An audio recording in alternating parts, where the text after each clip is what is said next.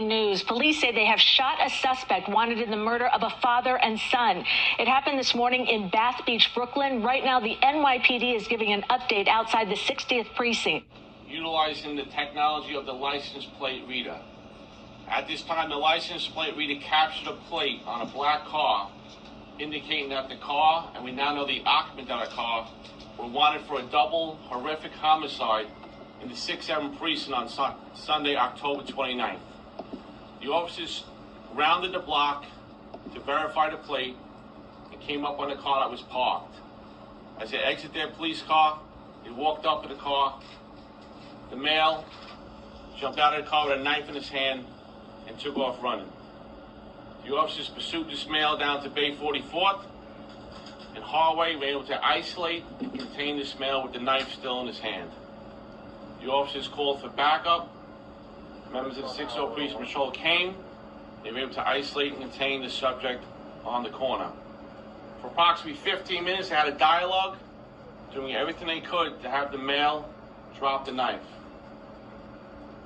At the end of this, the male, for some unknown reason, in a full sprint, charged the officers.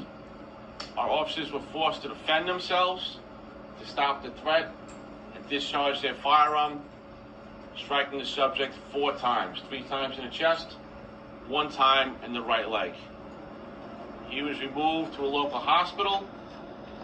He succumbed to his injuries shortly thereafter. Our officers, on a Wednesday morning at 7:10, doing their job, approaching a person wanted for a double homicide, they did everything they could to neutralize this person and get that knife out of his hand. They were forced to defend themselves. This investigation, we picked up the Brooklyn South homicide, to figure out why he did what he did, and to tie into the 6-7 homicide. Okay, with that, I'll take any questions you might have. Well, one second, guys. I'm calling you. Hello, everyone. This is Unalived Jr. So this was a crazy double homicide murder case, man. So investigators said the man who was killed in Brooklyn on Wednesday morning had fatally shot a father and son after an argument over noise complaints. You watched the video. This happened October 30th about a man named Jason Pass. Now, this is due to a noise dispute. Now, in New York City, police officers shot and killed a man on Wednesday morning, 3 days after investigators said he killed a father and son inside a Brooklyn apartment. You actually can watch that video. It's on Twitter if you know the whole entirety of the video. Obviously, I cannot post that video here on YouTube because it's super graphic and it's out of respect for the families and the victims. But it's really graphic, man.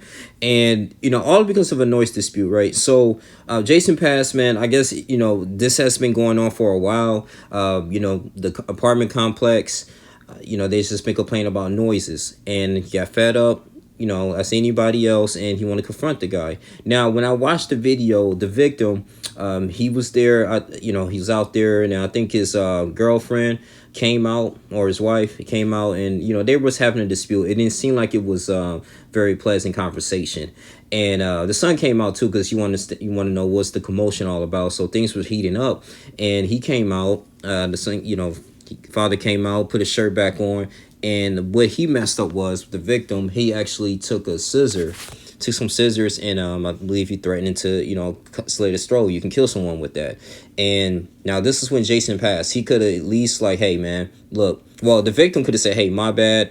It's been a lot of noises going on. I'm sorry. I was unaware of it. I didn't think it was going to disturb anyone.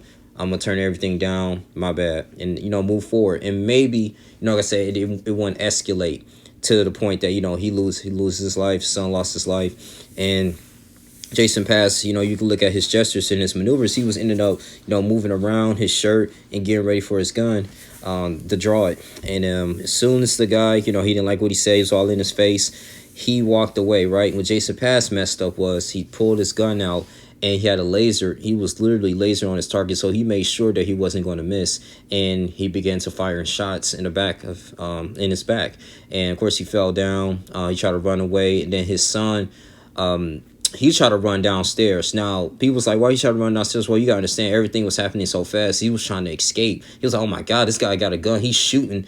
You know what I'm saying? So this guy was crazy. I don't think he was trying to rush him. He was trying to get away and go down because they was on the 4th floor. So he was trying to go all the way down and get some help or whatever, man, or get out that situation because the wife or the mother, she ended up closing the door. All right, so all this stuff happened. So he had nowhere to escape.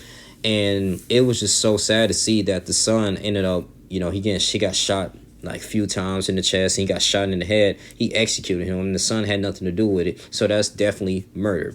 I won't say premeditated, but that's definitely murder. And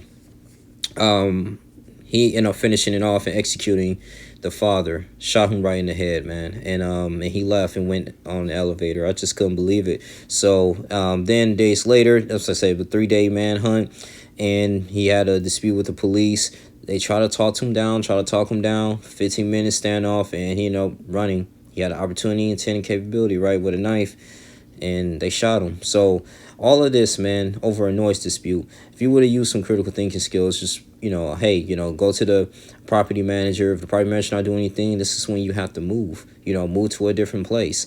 You know, this is the type of stuff you have to deal with if you live in an apartment, man. I mean, at the end of the day, man, it's just not to the point to an extent that you have to lose your life and you put other people's lives in danger and potentially, like I say, you killing other people, and now you got a charge. Well, he's dead now. So it was just crazy. I mean, this was a crazy case here.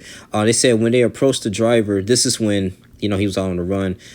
I'm going ahead and read this too. Okay, the police have been searching for a man, Jason Pass. He's 47. And I did some history on him. He didn't really, I think back in the 90s, he had like a robbery charge. But other than that, he was like working. I think he was a correction officer. But he was fired, you know, not too long ago. I think it was like 2019 or something. He was fired from that particular position as correction officer due to menacing his coworker. So he was threatening his coworker.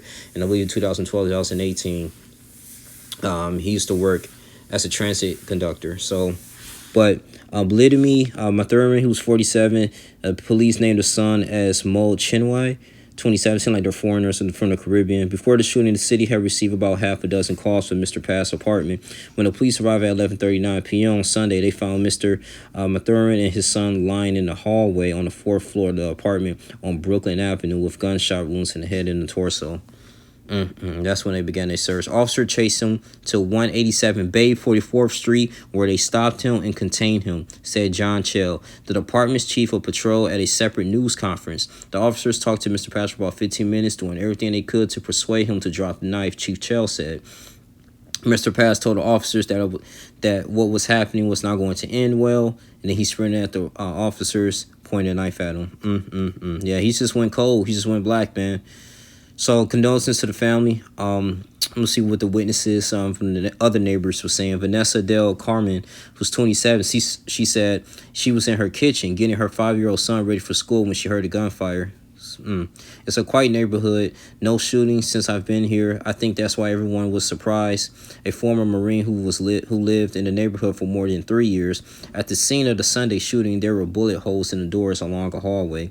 Delma Waters, 73, a neighbor, said her husband was leaving for work Sunday when the shooting took place. She said she saw blood in the hallway and that the ordeal was traumatizing. Yeah, of course. You know, he was lying. I had to call the police, man. A single bullet had gone through her front door and was lodged in a blue plastic barrel drum of evaporated milk she had planned to send to the family in Jamaica. Man, I'm very nervous. I sleep in the chair right behind it. Miss Waters said, if we haven't been packing the barrel to send home, I would have been shot. Yeah, man. But, yeah, you guys check that out for yourselves, man. But that's all we have to say. I'm going to have some more additional information in the description box. But you guys continue to like, comment, subscribe, share this video. Appreciate you guys, man. Thank you for all the support. Until next time, I'm out. Deuces.